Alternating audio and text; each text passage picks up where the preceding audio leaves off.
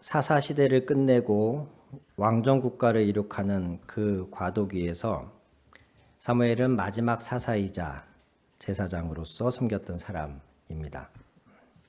그 당시에 이스라엘이 어땠냐면 사사기의 맨 마지막 구절이 사사기 21장 25절인데요.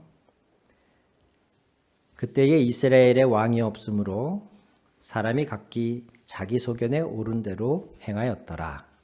이렇게 기록하고 있습니다. 이스라엘의 왕이 없다라는 표현은 이스라엘이 아직 왕정 국가가 아니어서 통일된 하나의 정치 세력이 없었다라는 의미이기도 하지만 더 나아가서 이스라엘 백성들이 하나님을 자신들의 왕으로 인정하지 않았다는 뜻이기도 합니다. 하나님이 우리를 이끌어 주시기를 바라는 마음들이 없었고 통일된 정치 세력도 없었기 때문에 그들은 자기 소견에 옳은 대로 행하였다. 다른 말로 하면 자기 하고 싶은 대로 했다. 멋대로 살았다. 이 얘기죠. 이처럼 극히 혼란스러운 상황이 사사기의 만렵이었습니다. 예를 들면 미가라고 하는 한 사람은 여호와의 규례에 정해져 있는 것들을 다 무시하고 오직 자기 가문을 위해서 에봇이라고 하는 성물을 따로 제작하고 그 에봇을 사용해서 자기 가문을 이끌어줄 제사장을 아무나 갖다 세웁니다. 지나가던 레위인 중에 한 명한테 제안을 해서 네가 레위인이냐? 그럼 우리 가정의 제사장이 되라. 이렇게 해서 아무나 자기 가문의 제사장을 세웁니다. 이처럼 하나님을 섬기는 법도가 무엇인지 사람들은 관심이 없었고 그저 기복주의적인 관점에서 우리 집에 에봇을 만들고 신당을 만들고 제사장을 데려다 놓고 이제 하나님이 우리를 축복하겠구나 라고 생각하던 시대라는 거예요. 그런데 이러한 잘못된 여호와를 섬기는 모습이 또 누군가에게는 좋게 보였나 봐요. 미가라고 하는 한 사람의 가문에 세워져 있는 신당과 에봇과 제사장을 본 지나던 단 지파가, 단은 12지파 중에 하나죠. 단 지파에 속한 한 무리가 지나다 미가의 집에 들려서 그것을 보고서는 탐이 나서 뺏어갑니다. 자기들이 수가 더 많으니까 무력으로 미가를 협박해서 제사장을 회유해요. 네가 한 집안의 제사장이 낫겠냐? 한 지파의 제사장이 되는 게 낫겠냐? 그러니까 홀라당 넘어갑니다. 그래서 미가는 죽소서 개준 그런 꼴이 되죠.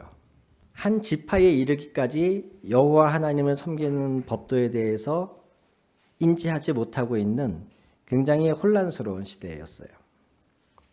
그러다 보니 어떤 일이 벌어지냐면 베냐민 지파에 속한 기브아라고 한 성읍에서 끔찍한 범죄가 벌어지는데 지나가던 한 레위인 부부를 겁박해서 그 중에 아내를 겁탈하고 밤새 괴롭힌 끝에 끝내 사망하게 만드는 사건이 벌어집니다.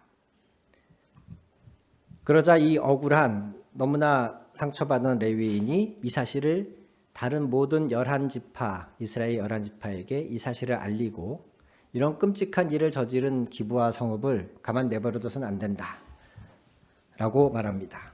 그래서 실제로 11지파가 연합을 해서 이 기브아 성읍을 치러 벌하러 모입니다. 그런데 팔은 안으로 굽는다고 그러죠. 자기들에게 속한 기브아 성읍이 위협을 당하자 베냐민 지파들은 나머지 11지파와 맞서서 싸우기로 결정을 하고 끝내는 지파 간의 전쟁이 벌어져서 거의 베냐민 지파는 괴멸되다시피 합니다. 이런 끔찍한 일이 벌어지고 사람들이 자기 멋대로 하나님을 이런 모습으로 저런 모습으로 자기를 위한 우상처럼 섬기던 시대가 사사시대인데 오늘 읽은 본문에서 그들이 그렇게 됐던 이유 중에 하나를 우리는 발견할 수가 있어요. 실로라고 하는 지역에 당시에는 성막이 존재했었고 엘리라고 하는 제사장과 그의 아들 홈니와 비느하스 이들이 제사장으로서 섬기고 있었어요. 그런데 오늘 본문에서 한번 보십시오. 12절에 그 엘리의 아들들에 대한 평가가 어떠한지. 엘리의 아들들은 행실이 나빠 여호와를 알지 못하더라. 이들이 여호와를 알지 못한다라고 할 때는 하나님에 대해서 한 번도 들어본 적이 없다, 그런 의미가 아니죠. 이들은 제사장의 아들이었기 때문에 태어날 때부터 성막 주변에서 뛰어놀았던 사람들입니다. 당연히 남들이 배울 수 없는 그런 하나님의 율법과 규례를 더 잘 배웠던 사람들이었고, 어떻게 하는 것이 정확한 제사법인지 하나님이 명령하신 규례에 맞는 것인지 누구보다 잘 아는 사람들이었어요. 그런데 그럼에도 불구하고 성경은 이들에 대해서 뭐라고 평가하느냐? 그들이 하나님을 알지 못하였다. 이때의 알다라는 의미는 실제로 그분을 경험하고 그분과의 사귐을 통하여 아는 것을 말하죠. 그들은 자기 아버지 때부터 아버지가 하는 모습을 보면서 제사하는 방법은, 기술과 스킬은 잘 배웠지만, 성경의 구절구절 하나에 대해서 지식은 있었지만 실제로 하나님을 인격적으로 만나고 섬기고 하나님을 간절히 찾고 하나님의 응답을 받고 하나님 안에 머무는 이러한 일련의 과정들을 겪어보지 않은 거예요. 그런 것을 성경은 하나님을 모른다라고 말해요. 이사야 29장 13절에서도 보면 이 백성이 입으로는 나를 가까이하며 입술로는 나를 공경하나 마음은 내게서 멀리 떠났도다. 홈리와 비느하스가 그런 사람들인 겁니다. 형식적인 종교에는, 여호와 신앙의 형식적인 면에는 익숙해 있었지만 마음은 하나님과 아무 관계가 없는 사람들. 차라리 여호와의 이름을 들은 적이 없다면, 생전 전도받은 적이 없어서 복음에 대해서 들어본 적이 없다면 하나님이 긍휼히 여기셨을 텐데, 이들은 태어날 때부터 제사장의 아들로 태어나서 그 모든 것을 누구보다 더 잘 알았어야 될 위치에 있는 사람들이 실제 하나님께는 아무 관심이 없는, 그저 종교 행위로 제사장직을 섬기는, 그것도 그나마 제대로 하지도 않고 자기들의 이익을 위해서 자기의 입맛대로 왜곡시키던 그런 사람들이었다는 거예요. 그래서 성경은 그들이 하나님을 알지 못하였다라는 데에서 그치지 않고 더 나아가서 17절에 보시면 이 소년들의 죄가 여호와 앞에 심히 크면 그들이 여호와의 제사를 멸시함이었더라. 그냥 하나님과의 인격적인 관계나 진정한 신앙의 경험이 없는 것에서 그치지 않고 그런 상태에서 계속 제사장의 직분을 행하다 보니 오히려 더 교만해지고 여호와의 제사를 멸시하기까지에 이르는 겁니다. 그들이 멸시한 방법은 제사장에게 주어지도록 정해진 몫이 아닌 자기 입맛에 맞는 자기가 먹고 싶은 고기의 부위를 마음대로 사람들로부터 빼앗아간 것. 심지어는 반드시 그 고기에, 제사 지낸 짐승에 붙어있는 고기의 기름을 하나님께 태워서 그 향기로 하나님을 예배하도록 제사법은 규정하고 있는데, 그것들을 싹 무시한 채 그 과정을 거치지 않고 먼저 제사도 지내기 전에 고기를 빼앗아가는 것. 이런 방법으로 하나님의 제사를 멸시하는 거예요.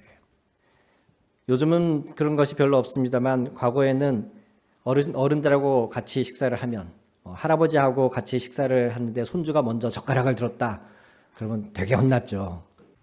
하물며 사람에게도, 할아버지에게도 그러는데, 이 홈리와 비느하스는 하나님께 드려질 제사를 자기들의 입맛에 맞춰서 자기들이 좋아하는 고기의 부위를 뺏어 먹기 위해서 안심, 등심, 그래서 하나님의 제사 절차를 깡그리 무시하는 그런 죄를 저지른 거예요. 더 나아가서는 그들은 성막에 있는 여인들과도, 22절 보시면 회막문에서 수종드는 여인들, 그들과 동침하는, 그들을 깨어서 간음하는 일까지도 서슴지 않고 한 거였습니다. 이들의 이런 악행을 통하여서 24절에 한번 보십시오. 엘리가 그들에게 무엇이라고 꾸중하냐면, 내 아들들아 그리하지 말라. 내게 들리는 소문이 좋지 아니하니라. 너희가 여호와의 백성으로 범죄하게 하는도다. 아멘. 이들의 이런 악행은 자기 개인의 범죄에서 끝나지 아니하고 결국 영적으로 이렇게 타락하고 마땅히 사람들에게 사람들이 배워야 할 하나님 말씀, 진정으로 드려져야 될 제사, 이것들이 훼손됨으로 말미암아 결국엔 그 민족이 범죄하게 된다는 거예요. 이런 영적인 지도자의 타락과 범죄는 결국 그들이 가르치고 인도해야 될 사람들의 타락과 범죄로 이어지는 것이에요. 이러한 시대적 상황 속에서 이스라엘 민족의 역사가 쭉 흘러가는 그 어떤 특정한 이 시점 안에서 하나님은 새 일을 계획하십니다. 이스라엘을 든든한 왕정국가로 새로 세워가려 하십니다. 자, 그런데 그 일을 하나님은 이제 어떻게 하실까요? 이스라엘의 역사에, 그리고 더 나아가서는 오늘날 이 나라의 역사에 여기 계신 한 분 한 분의 가정이나 속한 그 모임의 그 역사에 하나님이 특정 시점에서 특정한 일을 하려고 하실 때 하나님이 어떻게 하실까요? 지금 이 세대의 흐름이 커다란 흐름이 흘러가고 있죠. 그 흐름은 전반적으로 악해요. 사람들은 타락해 있고 도덕은 타락해 있고 하나님을 향한 여호와의 신앙은 왜곡되거나 훼손되어 있어요. 그런 큰 하나의 흐름이 흘러가고 있어요. 그런데 그 시대를 변화시키려는 하나님의 계획은 그 커다란 흐름 안에 반대로 흘러가는, 그러나 사라지거나 멈추지 않는 또 다른 하나의 흐름으로 일하시기 시작합니다. 12절부터 26절까지의 꽤 적지 않은 분량의 본문을 읽었는데 주로 엘리와 그 아들들의 범죄함에 대하여서 쭉 적고 있지만 그 사이사이에 기록되어 있는 말씀들을 한번 보실까요? 먼저 우리는 12절부터 읽었는데 11절을 한번 보세요. 엘가나는 라마의 자기 집으로 돌아가고 그 아이는 제사장 엘리 앞에서 여호와를 섬기니라. 아멘. 18절 한번 읽어보세요. 사무엘은 어렸을 때에 세마포 에봇을 입고 여호와 앞에서 섬겼더라. 21절도 보겠습니다. 여호와께서 한나를 돌보시사 그로 하여금 임신하여 세 아들과 두 딸을 낳게 하셨고 아이 사무엘은 여호와 앞에서 자라니라. 그리고 마지막으로 26절에 아이 사무엘이 점점 자라매 여호와와 사람들에게 은총을 더욱 받더라. 우리의 눈에는 주로 많은 것, 높은 것, 커다란 것, 화려한 것, 그런 것들이 보입니다. 그래서 세상에서 좋다고 하는 것들에 우리 마음이 쉽게 뺏기기도 하거니와 이 세상의 커다란 흐름이 이처럼 악하고 어둡고 타락해 있으면 우리의 마음도 덩달아서 어둡고 힘들고 괴롭습니다. 소망이 보이지 않습니다. 시대의 흐름은 그렇게 가고 있는데 그런데 놀랍게도 그 사이에 하나님이 일하고 계신 것이 드러나요. 그 와중에도 아이 사무엘은 여호와를 섬기니라. 아이 사무엘은 에봇을 입고 여호와 앞에서 섬기니라. 아이 사무엘은 여호와 앞에서 자라니라. 점점 자라매 여호와와 사람들에게 더욱 은총을 받더라. 오늘 저와 여러분 안에 그리고 이곳에 있는 한 사람 한 사람이 이 세태가 어떠하건 이 나라가 지금 어떻게 흘러가고 있건 과거 이스라엘 역사의 중요한 시기의 전환점에 하나님이 준비하신 한 사람 사무엘처럼 아무리 거대하고 큰 그리고 어두운 시대적 흐름이 있더라도 그 안에 아무리 지우개로 빡빡 지우려고 해도 지워지지 않는 그 커다란 흐름이 덮어서 매몰시키려고 해도 그렇게 싸매어지지 않는 작지만 밝고 강하고 따뜻하고 하나님 앞에 선하고 아름다운 이런 한 줄기의 흐름, 하나님이 사무엘의 삶에서 그것을 이루어 가셨던 것처럼 오늘 저와 여러분 안에 이루어 가시기를 주님 이름으로 축원합니다. 그러한 하나님의 일하심에 여러분이 스스로를 헌신하시고 드리게 되기를 주님의 이름으로 축원합니다. 이 시대를 변화시킬 한 사람을 찾고 계시던 하나님은 사무엘이라고 하는 한 사람을 통해 그 일을 하려고 하시는데, 사실 이 사무엘도 어느 날 하늘에서 뚝 떨어진 사람은 아니에요. 처음에는 그저 한 가정의 작은 문제로부터 시작이 되었어요. 엘가나라고 하는 한 남자가 두 부인이 있었는데, 그 중에 더 사랑하는, 사실 그러면 안 되는 건데 부인이 둘이면 똑같이 사랑해줘야죠. 근데 왜 더 사랑해줬을까? 인간이기 때문에 이해는 하지만 사실은 거기에서 문제의 씨가 생깁니다. 남편인 엘가나가 한나라고 하는 부인을 더 사랑했는데 그에게는 자녀가 없고, 또 다른 부인인 분인나에게는 자녀가 많이 있어요.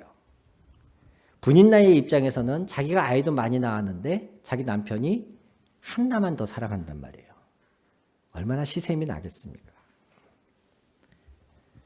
그래서 끊임없이 이 한나를 괴롭히고 남편이 보지 않을 때 뒤에서 힘들게 하니까 이 한나라는 여인이 너무 괴로워서 하나님 앞에 울면서 간청하죠.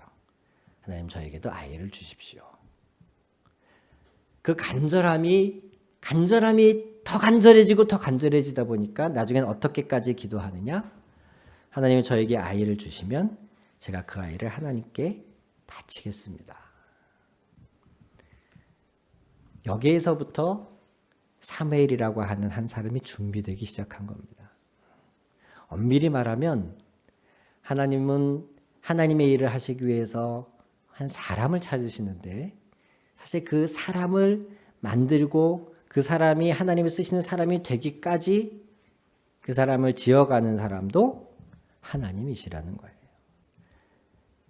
한 여인의 간절함이 하나님을 붙드는 계기가 되었고, 그 여인의 기도가 하나님을 움직여서 한 아이가 태어났고, 또 그 여인은 태어난 아이를 다시 하나님께 헌신하여 드리고, 그 헌신된 아이가 하나님 앞에서 어릴 때부터 조금씩 자라가는 이 모습, 이것이 이 어둡고 타락한 시대를 역전시키기 위한 하나님의 역사라는 것이죠. 분명히 하나님은 오늘 저와 여러분 안에도 일하고 계십니다. 저희가 읽지 않았습니다만 2장의 30절 말씀을 한번 보시면, 그러므로 이스라엘의 하나님 나 여호와가 말하노라, 내가 전에 내 집과 내 조상의 집이 내 앞에 영원히 행하리라 하였으나 이제 나 여호와가 말하노니 결단코 그렇게 하지 아니하리라. 나를 존중히 여기는 자를 내가 존중히 여기고 나를 멸시하는 자를 내가 경멸하리라. 아멘. 하나님은 일하십니다. 하나님을 존중히 여기는, 하나님을 소중히 여기는, 하나님을 경외하는 자를 통해서 하나님은 일하십니다. 오늘날에도 그런 사람을 찾으십니다. 마땅히 그렇게 행했어야 될 엘리나 홈리와 비느하스는 거기에 실패했습니다. 그러면 하나님이 실패한 것이냐? 오늘날 교회가 실패하면 하나님이 실패한 것입니까? 오늘날 목회자들이 타락하면 하나님이 실패한 것입니까? 아니요. 하나님은 그 와중에 마땅히 하나님을 존경하고 하나님을 경외해야 될 사람들이 오히려 하나님을 멸시할 그때에 하나님은 여전히 하나님을 하시기 위해서 하나님을 존중하는 자들을, 하나님을 소중히 여기는 자들을 찾으십니다. 저와 여러분이 그러한 사람이 되기를 주님의 이름으로 축원합니다. 저와 여러분은 홈리와 비느하스 같은 사람입니다. 왜냐하면 우리는 예수 그리스도의 믿음으로 말미암아 모든 사람들이 왕 같은 제사장이 되었기 때문입니다. 하나님의 거룩한 나라가 되었기 때문입니다. 우리 한 사람 한 사람이, 목사만 선교사만 그런 게 아니고, 여러분들은 홈리와 비느하스와 같은 막중한 하나님을 섬겨야 될, 여러분을 통해서 그리스도 예수가, 복음이 어떠한 것인지 증거되도록 해야 될 각자의 사명과 역할을 맡은 사람인 겁니다. 그렇다면 우리도 이 말씀을 통해 우리 자신을 오늘 돌아보아야 할 줄로 믿습니다. 혹 나는 홈리와 비느하스처럼 하나님을 멸시하는 때는 없었는지, 나는 얼마나 이 예배를 소중히 여기는지, 나는 얼마나 말씀을 귀하게 여기고 달게 먹었는지, 그 모든 것들을 우리는 형식적으로는 다 소유하고 있지 않아요? 여러분은 예배할 수 있는 많은 기회들이 있습니다. 주일날 이곳에서 와서 예배하는 것은 뭐 당연하거니와 뭐 유튜브로도 얼마든지 좋은 찬송과 예배를 경험하실 수 있고, 또한 여러분에게는 여러분 집에는 성경이 10권은 모르겠고 그래도 한 5권은 있지 않으세요? 다양한 번역본으로. 더 이상 저희 대한민국에서 복음을 접하는 것이 불가능하다거나 복음을 담고 있는 다양한 문화가 존재하지 않지 않습니다. 우리 주변에 그런 것들이 너무나 풍성하게 있습니다. 근데 그것을 정말 우리가 존귀히 여기고 있습니까? 제사법에 너무나 익숙하고 하나님의 말씀과 규례는 머리에 달달 외우고 있었지만 하나님을 알지 못했던 홈리와 비누아스처럼 오늘도 혹 우리가 나 자신도 모르게 익숙하다는 이유로, 늘 그렇게 해왔다는 이유로 하나님을 멸시하고는 그런 경우는 없었는지 오늘날 돌아보아야 하겠습니다. 더 나아가서는 이러한 소망이 생겼으면 좋겠어요. 주님, 내가 다른 사람이 어떠하건, 이 시대가 어떠하건, 우리 교회가 어떠하건 내가 사무엘처럼 커다란 어두움의 흐름 안에서도 밝은 빛으로 하나님을 향하여 뻗어있는 그 한 줄기 흐름, 여호와 앞에서 섬기고 여호와 앞에서 잘하고 여호와의 은총을 받는 사무엘 같은 그런 사람이 되고 싶습니다. 이러한 사모함이 여러분 안에 있기를 축원합니다. 그래서 그 사모함을 하나님이 기쁘게 받으셔서 여러분도 사무엘처럼 여러분의 가정이나 여러분이 하는 일을 통해서 처음부터 내가 그것을 기대하고 의도하진 않았지만 나도 모르게 사무엘처럼 하루하루 하나님 앞에 거하고 하루하루 성실히 하나님과 교제하고 말씀을 배우고 신앙생활을 했더니 하나님의 나를 통해 우리 가정을 바꾸시고 내 주변에 있는 사람들을 주님께 인도하고 더 나아가서는 우리 교회가 이 지역사회를 바꾸는 이러한 역사를 지금은 우리가 모르죠. 그런 일이 일어날 줄. 그런데 10년 뒤, 20년 뒤에 우리가 사무엘처럼 지금 하나님 앞에 그렇게 성실하게 서 있다면 10년 뒤, 20년 뒤에 그런 일이 일어나지 않을 거라고 우리가 어떻게 생각할 수 있습니까? 하나님은 시대가 어떠하건 상황이 어떠하건 하나님을 멸시하는 자를 심판하시고 특히 하나님을 잘 아는데 그리고 잘 알아야 되는 위치에 있는데 하나님을 멸시하는 자들에게 대해서는 더욱 엄하십니다. 반면에 하나님을 존중하고 경외하고 하나님을 사랑하는 그 한 사람을 하나님이 기억하실 뿐 아니라 그 사람을 통하여서 하나님이 하실 그 놀라운 계획을 이루어가고 계신 줄 믿습니다. 저 여러분 안에 그러한 소망함과 기대감, 하나님을 향한 간절함들이 오늘의 기도를 통해 아뢰어지고 사무엘처럼 쓰임받기를 축원합니다. 우리 다 같이 기도하시겠습니다.